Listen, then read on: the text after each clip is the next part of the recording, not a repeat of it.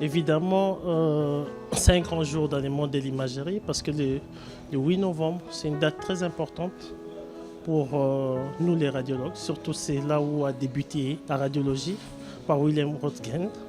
Alors, la place de l'imagerie est très importante parce que l'imagerie, c'est un outillage diagnostique de grande importance. C'est-à-dire que dès que le malade vient, le clinicien l'examine, il émet plusieurs hypothèses diagnostiques et ces hypothèses diagnostiques peuvent être éliminées ou élaguées par les méthodes d'exploration qui sont les méthodes soit des radiologies, la radiographie, le scanner ou encore l'échographie. Et tout dépend aussi avec l'IRM qui est aujourd'hui la méthode qui est en vogue dans nos siècles actuels. Et sans compter le diagnostic du malade qui sera posé par le clinicien. Les diagnostics différentiels, il peut penser à plusieurs autres pathologies, mais ces pathologies-là vont nécessiter d'être éliminées. Et évidemment, l'imagerie va permettre de retenir un diagnostic qui sera précis pour un traitement qui est adéquat pour notre malade. Parce que tout commence toujours par émettre une hypothèse et confirmer. Lui, il faudrait le confirmer par des explorations. Mais sans compter qu'il y a aussi des diagnostics qui sont fortuits. C'est-à-dire que j'examinais le malade, je pensais à telle hypothèse diagnostique, au-delà de la maladie que j'ai pensée, l'imagerie nous aide aussi à découvrir d'autres maladies qui sont comme une maladie de découverte fortuite, dont le clinicien n'y pensait pas. Donc, ce qui veut dire que c'est vraiment une pierre angulaire en médecine pour la précision diagnostique et la mise au point finale du diagnostic du malade. On envoie un malade en imagerie lorsque le malade se présente avec sa plainte, qui peut être, tout dépend de la plainte qu'a le malade, une douleur abdominale par exemple. Alors, sur base de la plainte formulée par le malade, qui va nécessiter maintenant une mise au point selon la partie de l'organe exploré. Et tout dépend du médecin ou de la plainte du malade, qui peut nécessiter soit une radiographie, une échographie, soit un scanner ou l'IRM, par-dessus tout. D'une manière générale, nous pouvons dire ceci. À part la méthode qui utilise le rayon X, qui est la radiographie, et le scanner, dont il y a des effets des rayons X, mais il y a l'échographie qui est inoffensif, évidemment l'IRM qui est inoffensif. Alors, ces effets nocifs, ce n'est pas directement lorsque vous venez faire un examen des radios, on expose une irradiation et puis directement vous avez de manifestations. Non. Ces effets dépendent selon qu'il y a des effets stochastiques. C'est-à-dire que aujourd'hui avec la radioprotection, on fait un effort d'irradier le moins possible le malade et de n'explorer que la région intéressée. Ce qui fait que nous luttons pour que le malade ne soit pas en danger avec les irradiations. Et on évite des irradiations répétitives pour éviter que certains organes nobles ou certains organes qui sont sensibles, tels que le testicule, tels que la thyroïde, puissent être irradiés et peut-être à la longue, à forte irradiation, on peut générer soit les cancers. Mais ces effets sont, comme on dit, à longue durée. Ce n'est pas l'immédiat comme on examine le malade, non. C'est au fur et à mesure que la personne reçoit des fortes irradiations. Mais avec la technologie actuelle, avec nos appareils de radio, les doses d'irradiation qu'on donne sont les plus faibles possibles pour éviter aussi que le malade puisse développer à la longue toutes ces pathologies cancéreuses qui peuvent être inhérentes à l'irradiation.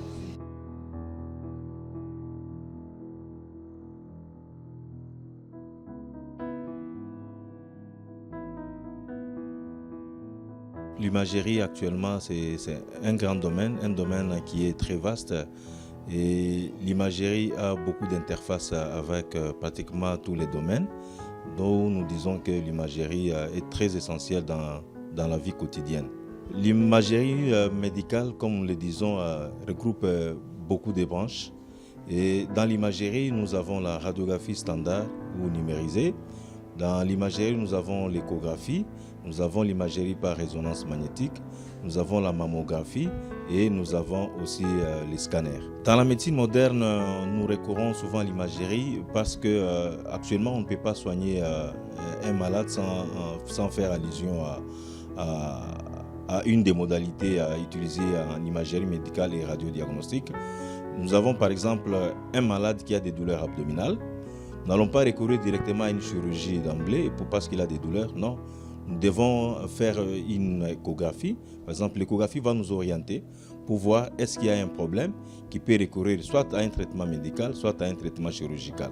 Alors, lorsque nous réalisons une modalité qui peut être l'échographie, si l'échographie est limitée dans ce que nous recherchons, nous pouvons recourir à une autre modalité qui est le scanner. Et si le scanner est aussi limité, nous pouvons recourir aussi à une autre modalité qui est l'imagerie par résonance magnétique. Disons que l'imagerie est accessible. Je donne un exemple par rapport au coût d'une échographie. Une échographie, par exemple, gynécologique ou obstétricale que nous réalisons chez les femmes, elle vous coûte jusqu'à 25 $. Ce qui fait, c'est un prix qui est abordable du moins à toute la population, mais nous savons qu'il y a des couches de la population qui ont des difficultés énormes pour accéder, et à certaines couches, nous essayons de faire ce que nous pouvons faire. Des fois, nous-mêmes, nous supplions à ces frais-là et nous réalisons quand même ces échographies. Il y a aussi les radios qui posent aussi un peu de problème par rapport au coût, mais nous avons tout fait pour que les prix soient abordables à toute la population et toutes les couches. Bon, les risques, nous pouvons subdiviser en fonction des modalités que nous utilisons. Par exemple, à l'échographie, nous disons que les risques est presque nul. C'est-à-dire quoi? C'est-à-dire qu'on peut faire une échographie à plusieurs reprises sans qu'il y ait un danger par rapport à la personne, ou si c'est une femme enceinte par rapport au fœtus. Mais par rapport à la radio, nous disons que la radiographie et le scanner sont deux modalités irradiantes parce qu'on utilise les rayons X.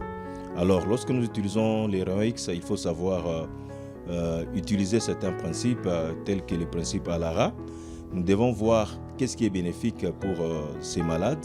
Est-ce qu'il est nécessaire qu'on lui fasse la radio ou il n'est pas nécessaire, parce qu'il y a aussi un problème d'irradiation.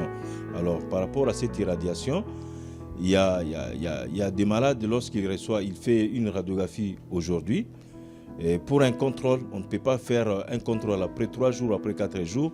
Donc il est souhaité, par exemple, une radiographie du thorax, de faire un contrôle après 2 semaines.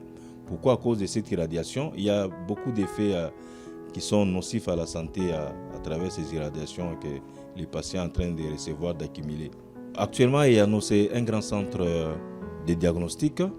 Et nous avons pratiquement toutes les modalités, à l'exception de l'imagerie par résonance magnétique que nous aurons bientôt. Mais la population peut fréquenter EANO facilement. Nous avons la radiographie numérisée, nous avons l'échographie, nous avons le scanner, nous avons la mammographie. Donc pratiquement toutes les modalités sont représentées à EANO et le personnel est très qualifié. Nous avons des professeurs, nous avons tous ceux qui travaillent à EANO sont des médecins radiologues spécialistes en imagerie médicale et radiodiagnostique. Donc la population peut nous faire confiance et venir nombreuses au centre de diagnostic EANO. Nous sommes à Ngirengiri, nous sommes aussi à Limete, vers Gombe aussi, et nous avons d'autres extensions dans d'autres provinces comme Lubumbashi. Au Bas-Congo, nous sommes à Kasangulu et nous sommes aussi à Kikwit.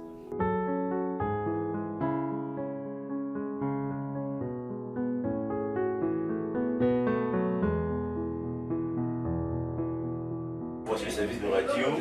Nous utilisons l'appareil de marque CMS qui nous permet de réaliser beaucoup de radios, peu importe les sortes de radios que nous utilisons, la radio du thorax, de chez nous, de chez vide, les grands verts, nous utilisons ça grâce au capteur plan qui nous permet une fois, lorsque nous réalisons l'examen, nous avons la capacité que les images sortent directement vers le moniteur là-bas. Ça c'est le capteur plan, ça est là, ce qui nous aide à réaliser les examens facilement et une fois que nous réalisons les examens, nous prenons les clichés et puis nous procédons directement par l'impression. Donc nous gagnons le temps et ça nous rend un travail très facile à faire en fait.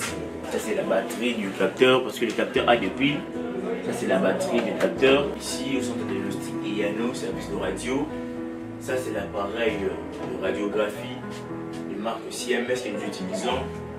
Et le capteur plan qui est là, qui nous permet la réalisation directe des images. On n'a plus l'ancienne époque là où nous utilisons les films pour imprimer, non. On a la nouvelle technologie, c'est-à-dire quand une fois on réalise l'examen, on imprime directement, les images sortent au niveau du moniteur et ça nous permet d'imprimer directement les images via l'imprimante. Donc c'est une technique qui est facile en termes de temps et en termes de rapidité et de souplesse. La cheville, donc pour dire qu'à IANO, nous réalisons toutes sortes de radios que le médecin suggère. Celle-là, ça c'est la radiographie du genou, de la cheville, pardon, que je suis de réaliser.